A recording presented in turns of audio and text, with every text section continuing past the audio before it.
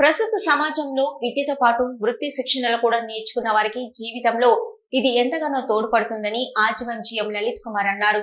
ఆజీవన్ area ఆధ్వర్యంలో సామాజిక బాధ్యత స్వయం ఉపాధి కల్పనలో భాగంగా నిరుద్యోగ యువకులకు జీవనోపాధి కల్పించుటకు skill development centre Tilak Nagar లో మంగళవారం regional directorate of skill development and entrepreneurship ద్వారా ఆర్క్ అండ్ గ్యాస్ వెల్డింగ్ లో నెల రోజుల శిక్షణ పొందిన అభ్యర్థులకు ఆజీవన్ జీఎం డి లలిత్ కుమార్ ముఖ్య అతిథిగా హాజరై సర్టిఫికెట్స్ ప్రదానం చేశారు. ఈ సందర్భంగా జీఎం మాట్లాడుతూ ఈ సర్టిఫికెట్స్ పొందిన అభ్యర్థులు పలు పరిశ్రమలలో ఎక్కడైనా స్వంతంగా యూనిట్స్ నెలకొల్పుకొని జీవనోపాధి పొందుటకు అవకాశం కలదని తెలిపారు. ఇంకొంచెం ట్రైనింగ్ ఇచ్చిన తర్వాత ఈ లోపల జాబ్ ట్రైనింగ్ కూడా కృషి చేయాల్సింది కోరుతున్నాను. నేను కూడా మాట్లాడతాను కన్సర్న్ వాళ్ళతో. సో 100% జాబ్ ప్లేస్మెంట్ దీనికి చేయబోతున్నాను.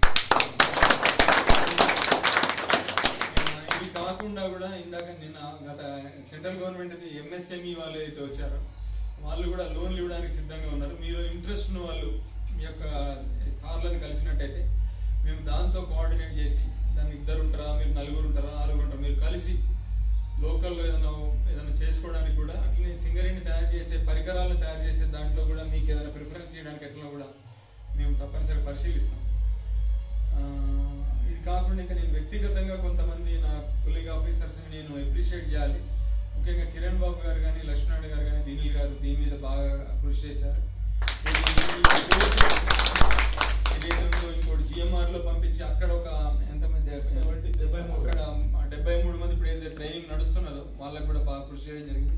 ముఖ్యంగా ప్రసాద్ గారు, లక్ష్మణ్ గారు వీళ్ళు చుట్టుపక్కల గ్రామాలతో సంప్రదించి దాన్ని పిలిపిస్తున్నారు. చాలా స్పందన అద్భుతంగా ఉంది. ఈ చుట్టుపక్కల గ్రామాల నుంచి కానీ యువత కానీ అద్భుతంగా ఉంది. వాళ్ళు కూడా ఉత్సాహంగా చూపిస్తున్నారు.